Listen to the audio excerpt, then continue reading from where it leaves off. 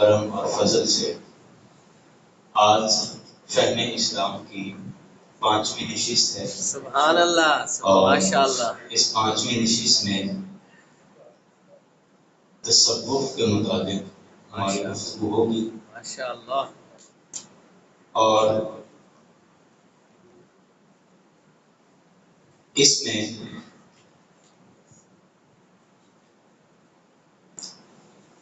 تصوف کیا ہے اور اس کے مثبت اور منفی پہلو کون کون سے ہیں،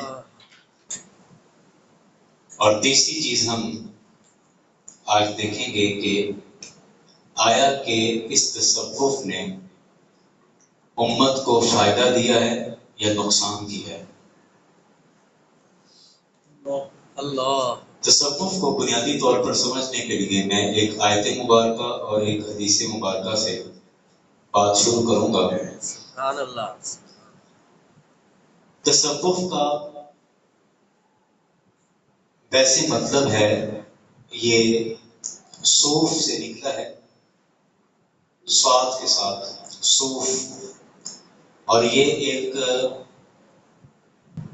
اون کا لباس، صوف عربی زبان میں بھیڑ کی اون کو کہتے ہیں،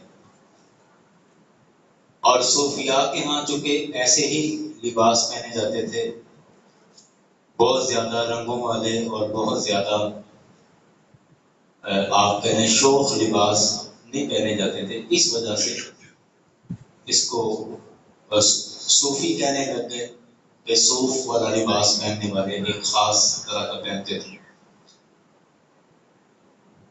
اور تصوف کا ایک مطلب یہ ہے کہ تصوف نکلا ہے تصفیہ سے، اور تصفیہ آپ اردو میں بھی استعمال کرتے ہیں، جیسے ہمارے ہاں کہیں جھگڑا ہو جائے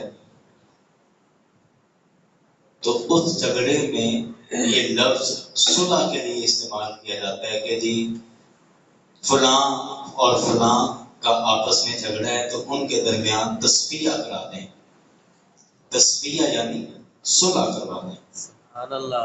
اور اس سے بھی یہ لفظ بنا ہے تصوف، یعنی وہ ایک بات مشہور ہے نا حضرت بہلول دانا کی، اللہ اکبر،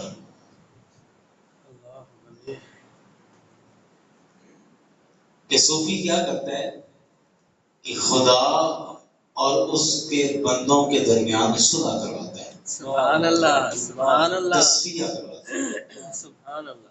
تصوف یہ ہے۔ اور اسی طرح قرآن مجید میں اللہ تبارک و تعالیٰ نے جو ضرورت نہیں ہونی ٹھیک ہے، کوئی نہیں، اور دور کر